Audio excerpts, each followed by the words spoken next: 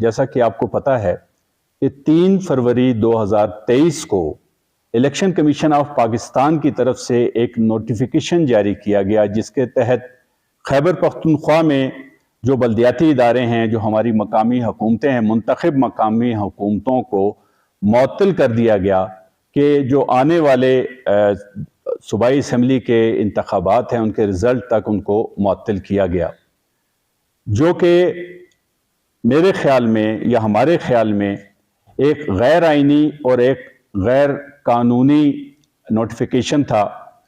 اس حوالے سے ہم نے عدالت سے رجوع کیا ہے۔ پشاور ہائی کورٹ کی جو ایبٹ آباد بینچ ہے، اس میں یہاں پر ہم نے ایک رٹ دائر کی ہے جس میں آئندہ تاریخ 28 ہے۔ مقامی حکومتیں جو بلدیاتی ادارے ہیں، آئین کے آرٹیکل 140A کے تحت یہ وجود میں آئے ہیں۔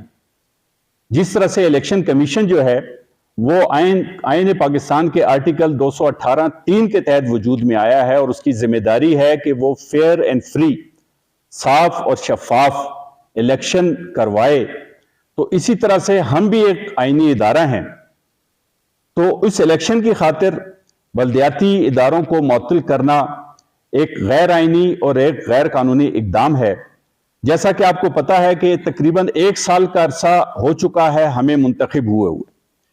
اس 1 سال میں پاکستان میں یہ پہلی دفعہ ہوا ہے کہ جو بلدیاتی ادارے ہیں وہ 1 سال ان کا بغیر کسی فنڈ کے گزرا ہے۔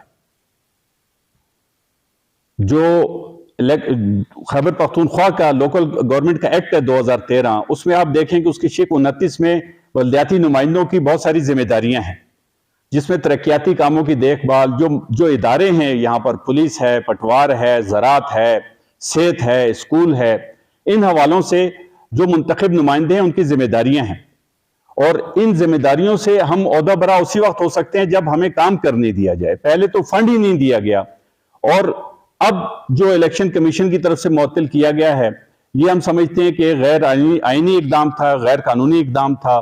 یہ انہوں نے اپنے اختیارات سے تجاوز کیا ہے۔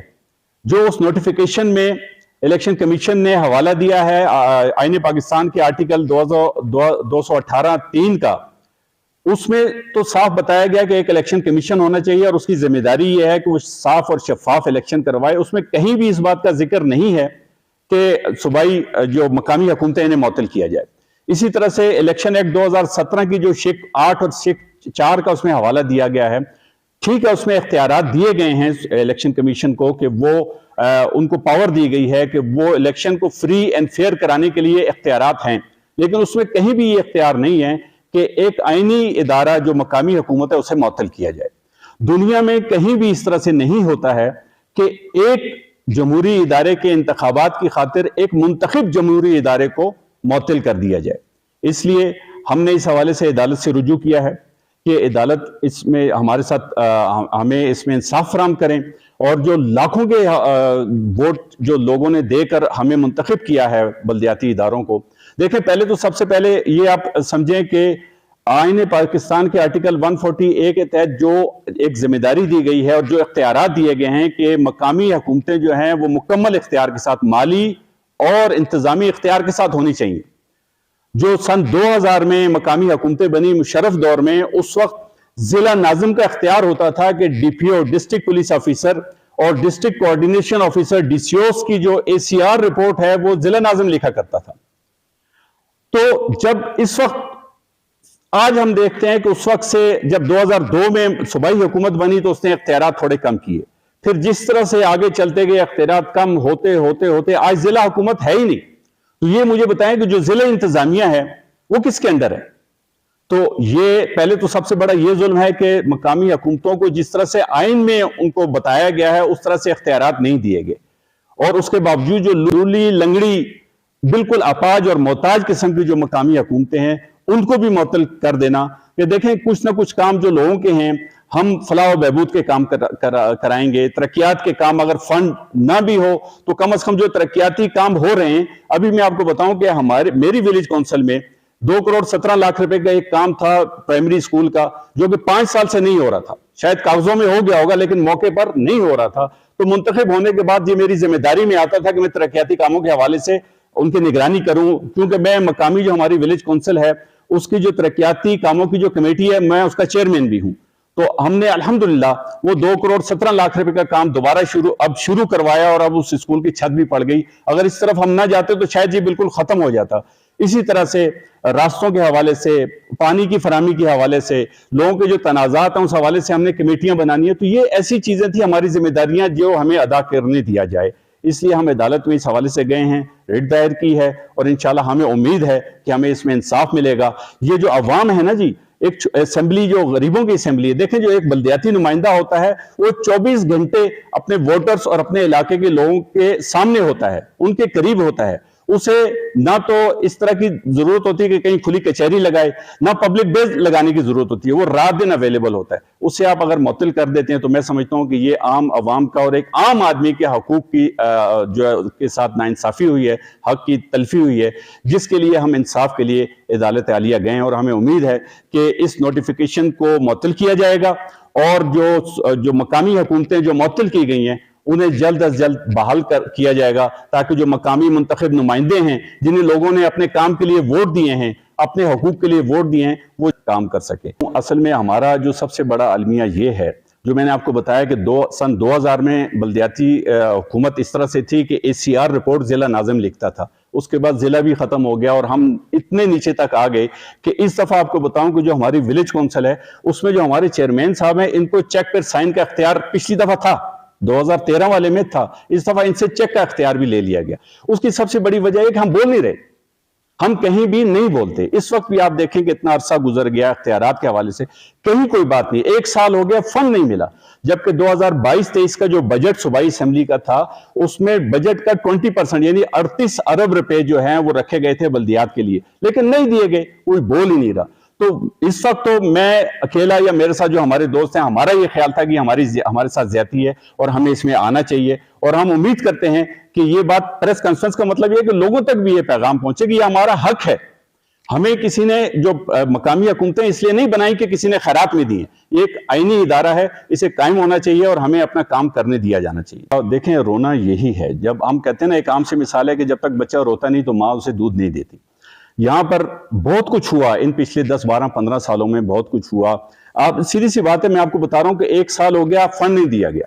اگر ہمیں ٹوٹل 4 سال کا عرصہ ملتا ہے جی، 1 سال تو بغیر فنڈ کے گزار دیا گیا. اب اگر جس طرح سے ابھی بھی ہم نہ بولیں، ابھی آپ کو پتا ہے کہ صوبائی اسمبلی کے الیکشن کا کچھ پتہ نہیں، کوئی ڈیٹ نہیں ہے، وہ سال میں ہوگا، 6 مہینے ہوگا. اگر ہم نہ بولیں تو ظاہر ہے ہم معطل رہیں گے، بیٹھے رہیں گے.